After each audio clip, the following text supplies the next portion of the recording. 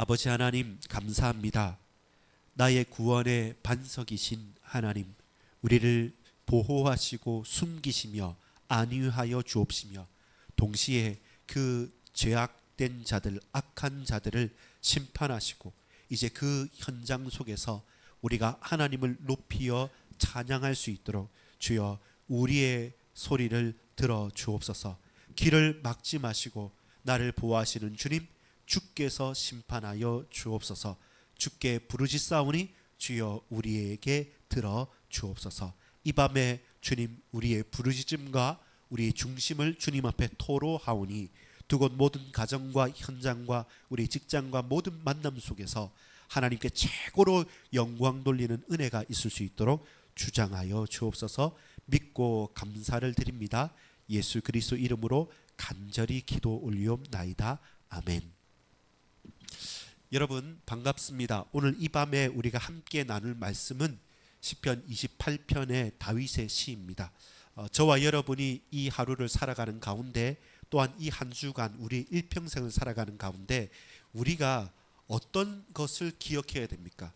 또한 우리가 기억하는 것이 아픔일 수도 있고 기쁨일 수도 있고 소망일 수도 있고 어려움일 수도 있습니다. 근데 중요한 것은 그 시절과 그 때가 지나고 막바른 막다지에 또한 목적지에 이르러서 내가 나를 기억하는 것이 아니라 다른 사람들이 나를 기억해 주는 것. 아, 저 사람은 저러했지, 저의 일생은 이렇다라고 고백하는 것이 실제로는 더 나의 모습인 것 같죠. 넘어서서 봅시다.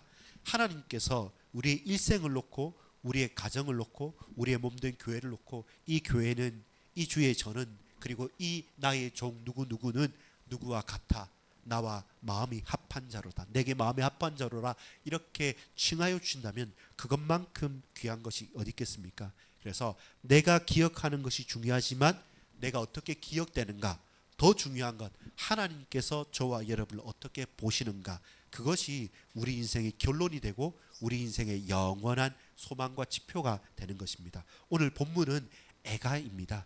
탄식하는 노래입니다. 기쁠 때 노래 불렀다기보다는 한탄과 가장 어려울 때 노래가 바로 이 시편 28편입니다. 그만큼 다윗의 시 가운데는 하나님을 찬양하는 많은 노래와 찬양이 있습니다만은 환난 가운데, 고난 가운데 지은 시들이 참으로 많습니다. 오늘 본문의 1절부터 여러분 2절, 3절, 4절까지 보면 뭐냐면 여호와께 부르짖으라 라고 말합니다. 시편 기자는, 다윗은 사람을 의지할 수도 있고 다른 사람의 도움을 청할 수도 있지만 먼저 바라고 먼저 붙잡는 것은 무엇입니까? 1절입니다. 여호와여 내가 주께 부르짖으오니. 이것이 다윗의 시작이고 다윗의 인생 지표였습니다. 기도하고 찬양하는 사람, 밤에 하나님께 간절히 기도하고 그 침상에서 눈물로 하나님을 바랐던 사람, 그러면서 양의 목동으로서 양을 칠 때도 하루에 7번씩 정시로 예배하고 찬양했던 사람, 하나님을 높였던 찬양의 사람이었잖아요. 그 찬양의 능력이 얼마나 컸으면 악신에 들렸던 사울 왕의 앞에서 하프 연주를 할 때 그 악신이 떠날 정도로 단순하게 아름답다기보다는 그 고백이 반표는 틀릴 수도 있고 또 박자는 어긋날 수 있지만 그의 영성과 영적인 능력이 있었다는 것이죠. 하나님께서 그 고백과 그 찬양에 성령으로 역사하셨다는 것입니다. 그래서 내가 주께 부르짖으오니, 여호와여 내가 주께 부르짖으오니. 저와 여러분 오늘 밤에 첫 번째 기억할 것, 나는 사람 앞에서가 아니라 나와 우리는 우리의 몸된 교회는 여호와 앞에 부르짖겠다. 이것이 우리가 모든 일과 모든 만남과 모든 사건 앞에선 첫 번째 우선순위의 고백입니다. 내가 주님께 나아갑니다. 내가 주께 부르짖습니다. 그 근거가 뭡니까? 바로 그 근거가 하나님이 누구시냐면 나의 반석이여 내게 길을 막지 마소서. 여러분, 여기 본문에 나오는 반석은 이렇게 조약돌처럼 단단한 반석이 아니라 시편 18편에 보면 이렇게 나옵니다. 시편 18편 2절에 보면 여호와는 나의 반석이시요 나의 요새시요 나를 건지시는 이시요 나의 하나님이시요 내가 그 안에 피할 나의 바위시요 나의 방패시요 나의 구원의 뿌리시요 나의 산성이시로다. 이 반석은 어떤 거냐면요, 엄청 커요. 엄청 크고 그 반석 위에 교회를 세우는 것만큼 아니라 반석과 그 큰 성 앞에 이렇게 탑을 쌓거나 망대를 쌓거나 아니면 벽돌을 쌓아서 돌을 쌓아서 큰 성읍이 되는 거죠. 그런 그냥 누가 민다고 밀리거나 옮길 수 있는 돌이 아니라 처음부터 크게 딱 서 있는 반석입니다. 근데 그 반석이 어떤 반석이냐면 중간에 보통 돌이 오래되면 어떻게 됩니까? 금이 가거나 할 수 있잖아요. 대적이 쳐들어왔는데 그 반석의 틈에 내가 숨은 거예요. 내 피할 바위가 된다는 것은 그 뒤에 이렇게 숨은 게 아니라 그 큰 바위 반석이 너무나도 웅장하고 크기 때문에 누구도 그걸 오르거나 그걸 넘어뜨릴 생각 못하고 그 큰 암벽이 만약에 있지 않습니까? 그럼 사람은 돌아가죠. 돌아가기 때문에 내 반석, 내 요새시고 내 구원의 뿌리시라는 말은 뭐냐면 내가 그 안에 그 틈 사기에 들어가서 딱 숨으면 누구도 찾을 수 없고 누구도 무너뜨릴 수가 없는 거죠. 그런 의미로서의 나의 반석이라고 고백을 하는 겁니다. 그 의미입니다. 작은 그 조약돌이 아닙니다.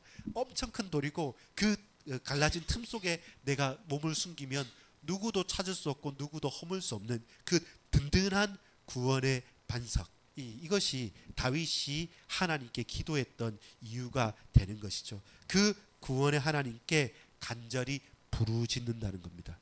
왜 그렇습니까? 다른 사람에게 부르짖어서 해결될 문제 같으면 이미 그 사람한테 말했겠죠. 다 해봐도 안 된다는 것을 그는 압니다. 왜? 내 개인도 내 마음 같지 않기 때문에 그렇습니다. 그래서 이 반석이신 하나님께 부르짖는데 하나님께서 들으실 수밖에 없는 이유가 있습니다. 그게 뭡니까? 2절에 보면 내가 주의 지성소를 향하여 나의 손을 들고 주께 부르짖을 때 나의 간구하는 소리를 들으소서. 이제는 시위하는 겁니다. 하나님을 향하여 손을 벌리고 입술을 벌려서 주여 내 소리를 들어주십시오. 제가 공고합니다. 제가 어렵습니다. 저의 대적들이 나를 잡으려고 옵니다. 나를 지켜주소서라고 부르짖으면서 그 바위 속에 숨은 거예요. 부르짖으면서 다시 또 어떻게 합니까? 성소, 지성소로 들어간 거예요. 지성소의 의미가 뭡니까? 하나님이 천지를 만드시고 이 모든 것을 다스리시는 하나님이신데 특별히 왜 성소가 필요합니까? 거기에서 하나님께서 이스라엘을, 그 백성을 개인적으로 은밀하게 만나주시겠다는 정하신 장소란 거예요. 하나님께서 특별히 내가 거기에 있어서 이 성소를 향해서, 이 성전을 향해서, 이 성전을 향해 너희가 기도하면 전염병도 그 환란도 그것도 바라만 보고도 기도하겠다는 할 때 해결해 주겠다는데 그 속에서 기도하겠다는 겁니다. 그 말은 뭡니까? 내가 부르짖을 분은 하나님 한 분밖에 없다는 겁니다. 근데 두려움은 뭡니까? 하나님 제발 내가 부르짖을 때 그 소리를 듣기만 하여도 내가 부르짖는 것 이상으로 하나님 하실 분인데 근데 하나님께서 길을 막으시면 아무리 부르짖어도 하나님께서 듣지 않으시면 내가 다 할 수 있을 것 같아도 할 수가 없다는 것입니다. 왜 그렇습니까? 3절 4절에 보면 악인과 악을 행하는 자들과 함께 나를 끌어내지 마소서. 그들은 그 이웃에게 화평을 말하나 그들의 마음에는 악독이 있느니라.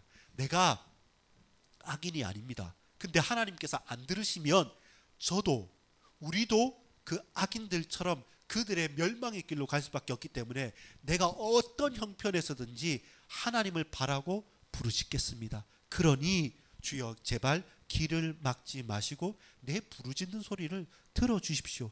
주께서 안 들으시면 나는 악인들과 함께 멸망길로 갈 수밖에 없습니다. 왜 그렇습니까? 4절에 그들이 하는 일과 그들의 행위가 악한 대로 갚으시며 그들의 손이 지은 대로 그들에게 갚아 그 마땅히 받은 것으로 그들을 갚으소서. 이것은 뭡니까? 우리는 구원자로 구원받은 하나님의 자녀로 부름을 받았는데 이제 뭡니까? 그 악인과 악인들의 결말처럼 그 저주와 멸망 속에 하나님께서 나를 지키시고 들으시고 세우시고 보호하시고 은혜 베푸시지 않다면 우리의 최선이, 우리의 최고가, 우리의 모든 것이 헛되다는 것이죠. 헛되다는 것이죠. 첫 번째는 뭐였습니까? 부르짖으라는 거였죠. 주께 부르짖습니다. 그분은 반석이시기 때문에, 그분은 나의 구원자이시기 때문에. 그리고 그 부르짖음이 한 단계 더 나아갑니다. 어디로 나아가냐면 주여 심판하소서라고 합니다. 4절부터 6절까지 보면 주여 심판하소서. 4절 5절 두 절에 보면 이렇습니다. 5절 보면 그들은 여호와께서 행하신 일과 손으로 지으신 것을 생각하지 아니하므로 여호와께서 그들을 파괴하고 건설하지 아니하시리로다. 두 가지의 은유 비유가 나왔습니다. 첫 번째 건 뭐였어요? 나는 깎아지르 반석에 숨잖아요. 그 반석은 사람의 손이 탄 게 아니라 처음부터 있었던 큰 반석이고 그 바위 틈 속에 내가 숨는 겁니다. 근데 저들은 무엇입니까? 큰 도시를 세웠어요. 이게 두 가지 그림을 한번 상상해 보십시오. 나는 그냥 저 자연에 내던져졌고 저 구석에 처박힌 것 같지만 나는 그 반석의 틈 속에 숨어서 안위함을 받게 되고 구원을 얻게 돼요. 저들은 큰 집을 짓고 여리고 성을 쌓고 큰 나라를 세우고 큰 바벨탑을 쌓았습니다. 그런데 5절에 보면 여호와께서 그들을 파괴하고 건설하지 아니하시리로다. 사람들이 볼 때는 저 뭐 돌틈 속에 숨어서 뭐 하겠냐 하지만 거기에서 주여 나를 들으소서 부르짖는 자가 있고 가장 큰 성을 쌓고 가장 높은 탑을 쌓고 가장 큰 집을 쌓았던 도시를 건설한 그 악한 자들, 그 세상 사람들은 이렇게 하면 우리는 안위하다, 이렇게 하면 우리는 산다라고 말하는데 여호와께서 그 도시를, 그 성을, 그 큰 나라를 허물어 버리고 파괴하고 지으시지 않는다면 과연 어디가 더 안전하냐는 겁니다. 두 번째는 심판입니다. 나의 목소리를 들으소서. 내가 주께 부르짖습니다. 두 번째는 주여 심판하소서. 선악간에 판단하시고 우리의 연약함이 있지만 나는 하나님의 의로운 하나님의 언약을 붙들고 나갑니다. 그래서 내가 악한지 우리가 무너뜨리는지 주님 선악간에 판단하소서 이렇게 고백할 수 있는 겁니다. 이것이 저와 여러분이 시편 전체를 보면서 계속 반복되는 겁니다. 하나님 나를 기억해 달라는 것, 그리고 내 대적들을 무찔러 달라는 것. 우리 여러분 다 서로 잘 살고 그게 아닙니다.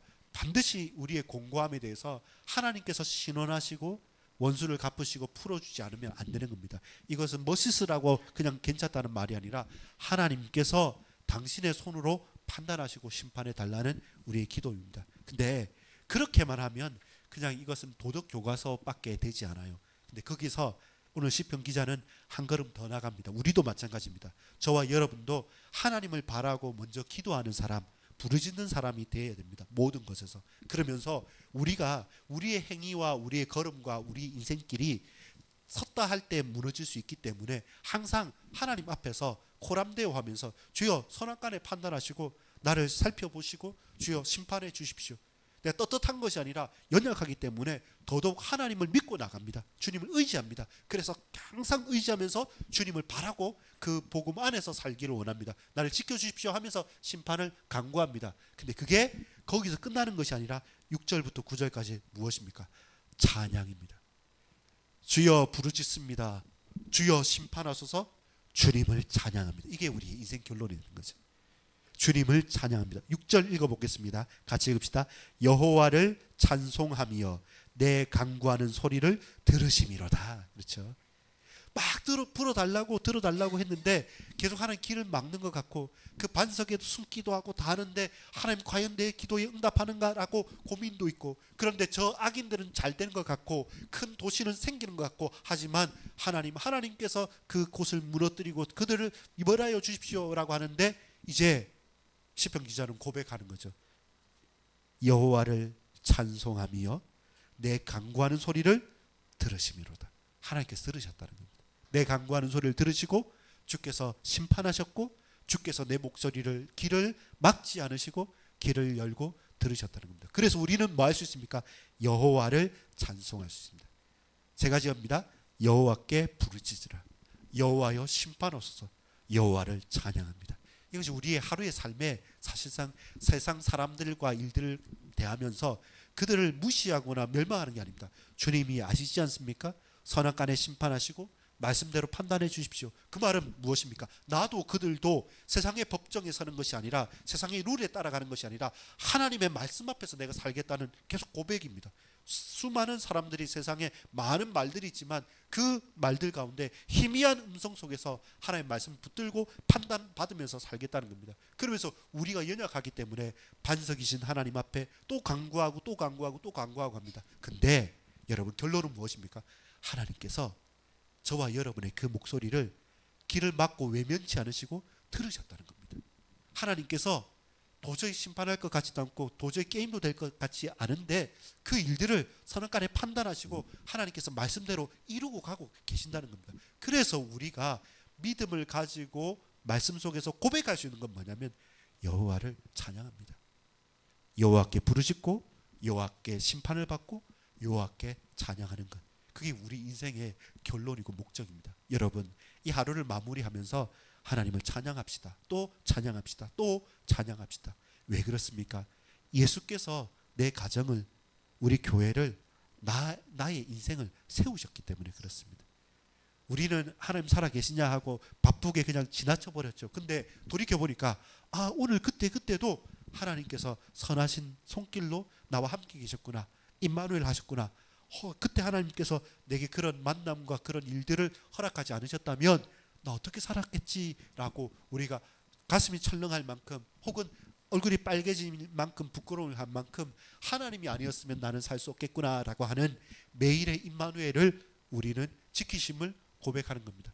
그러함으로 결국 우리에게 주어진 이 은혜가 흘러가는 거죠. 성도들에게도 개인에게도. 제 친구 목사님이 막 하면서 목회하면 결혼도 시켜야 되고 직장도 구해줘야 되고 다 이렇게 말하는데 그렇겠지 이렇게 말했는데 그렇습니다. 학교 가는 것, 임용하는 것, 또 어제는 우리 권사님 어떻게 올까 해서 이게 대중교통으로 4시간을 어떻게 오냐라고 하고, 그러면 우리 의성 형제가 직장도 가고 같이 또 합칠 수 있는 그 기도 제목도 이게 직장이든 결혼이든 뭐든 이 내 기도 제목으로 되고 그 마음이 쓰여지고 이게 통해지니까 하나하나가 이렇게 쓰여지는 겁니다. 또 부담도 되기도 하고 또 애끓는 마음도 있고 또 어떻게 할까라는 고민도 생기고, 이 멀리 떨어진 형제 자매보다 가까이 있는 이 성도들이 마음이 쓰일 수밖에 없죠. 누구 한 사람 빠짐없이. 그렇게 저와 여러분은 무엇가 됩니까? 부르짖는 거죠. 부르짖는 거죠. 그러면서 하나님께 간구하는 겁니다. 우리는 할 수 없지만 하나님께서 말씀 속에서 판단하여 선한 길로 인도해 주옵소서. 다만 이 마지막에 여호와를 찬양합니다라고 고백할 수 있는 믿음의 결론으로 나게 하여 주옵소서. 왜 그렇습니까? 7절부터 보면 여호와는 나의 힘과 나의 방패시니 내 마음이 그를 의지하여 도움을 얻었도다. 그러므로 내 마음이 크게 기뻐하며 내 노래로 그를 찬송하리로다. 여러분, 처음은 애통함으로 시작했어요. 답답함으로 시작했고 고통으로 절규하며 부르짖었습니다. 근데 마지막은 노래가 되고 찬양이 되고 고백이 되고 감사가 됐어요. 우리 인생의 결론이 그러해야 됩니다. 우리가 좀 답답해서 기도할 수 있고 문제 때문에 하나님께 매어 달릴 수 있지만, 그러나 그 마지막에는 결국 하나님은 선하시고 지금도 나와 함께 계시고 세우시고 지키시고 은혜 베푸시는 하나님께서 결국 나의 찬송이 되셔야 합니다. 우리는 누구기 때문에요? 우린 주의 음성을 붙들고 나가는 자입니다. 이 고백이 여러분 놀랍게 8절에 보면 이렇습니다. 여호와는 그들의 힘이시요 그의 기름 부음 받은 자의 구원의 요새시로. 이 고백이 나중에 저 메시아 사상까지, 저 그리스도에까지 미래를 내다보고 그 영원한 이스라엘의 왕권과 다윗을 향해서 완전한 복음의 성취로서 우리의 찬송이 바뀌어지게 되는 거죠. 우리의 고백과 찬송이 메시아 그리스도를 향한 고백과 찬양이 되는 것이죠. 그때 무엇입니까? 우리는 하나님의 음성을 듣는 것입니다. 9절입니다. 주의 백성을 구원하시며 주의 산업에 복을 주시고 또 그들의 목자가 되시어 영원토록 그들을 인도하소서. 확신이죠. 처음에는 막 부르짖으며 봤을 때는 애통한 건데 나중에는 확신과 감사로 바뀌어지게 됩니다. 여러분, 요한복음 10장 11절에 보면 이렇게 말씀합니다. 나는 선한 목자라 선한 목자는 양들을 위하여 목숨을 버리거니와. 우리의 선한 목자장 되신 예수 그리스도, 그분은 양들을 위해서, 저와 여러분을 위해서 목숨을 버리고 십자가 지셨습니다. 마찬가지로 오늘도 우리가 하나님 앞에 부르짖을 때 하나님께서 그 핏값을 그 악인들에게서 받으시고 갚으시면서 결국 우리로는 그 십자가에 달리사 구원하시고 부활하시고 우리의 소망이 되신 이 예수로 말미암아 우리의 찬송이 되는 거죠. 우리의 힘이 되는 것이죠. 우리의 보호자가 되고 우리의 피할 바위가 되시는 겁니다. 세 가지 다시 말씀드립니다. 부르짖으십시오. 그리고 심판하십시오. 그리고 사나간의 판단을 받으십시오. 그리고 마지막에는 나아가서 이 모든 것들 가운데 여호와께 찬양하십시오. 그것이 우리 인생의 고백이길 원합니다. 우리 가정을 놓고 우리 남편과 아내와 자녀들을 놓고 우리 가시와 같은 이웃과 우리 쉽지 않은 여러 가지 문제들 놓고 하나님 이것이 부르짖음으로 시작하지만 내게 있어서 찬양으로 끝날 수 있도록 주님 역사해 주옵소서. 이 찬양의 고백이 내 인생의 고백이 되기를 소망합니다. 그리고 그 속에 예수 그리스도를 찬양하는 참된 복음의 고백이 있기를 소망하고 하나님께 영광 돌립니다. 기도하겠습니다. 아버지 하나님, 이 밤에 우리를 부르시고 우리가 주님 앞에 간절히 부르짖사오니 주여 길을 막지 마시고 우리의 소리를 들어 주옵소서. 이제 저 악인들과 그들의 행위의 결과로 멸망과 저주길에 우리가 내쫓기는 것이 아니라 주께서 말씀으로 그 말씀 속에서 우리를 판단해 주옵소서. 그리고 그 말씀대로 우리를 구원하시며 우리를 붙들어 주옵소서. 이제 모든 문제와 사건과 고통과 그 모든 거리들이 전부 다 여호와께 찬양이 되고 감사가 되고 영광이 되어질 수 있도록 주여, 여호와는 그들의 힘이요 그의 기름 부음 받은 자의 구원의 요새라 하셨고 여호와를 찬송하며 내 간구하는 소리를 들으심이로다 말씀하셨던 고백했던 다윗의 고백이 우리의 평생의 고백이 되게 하여 주옵소서. 모든 근심이 변하여 찬송이 되게 하여 주옵소서. 모든 불신앙이 변하여 하나님께 최고로 영광 돌리는 믿음의 증거로 바뀌는 이 밤이 되어질 수 있도록 주님 주장하여 주시옵소서. 믿고 감사를 드립니다. 예수 그리스도 이름으로 간절히 기도 올리옵나이다. 아멘. 같이 한번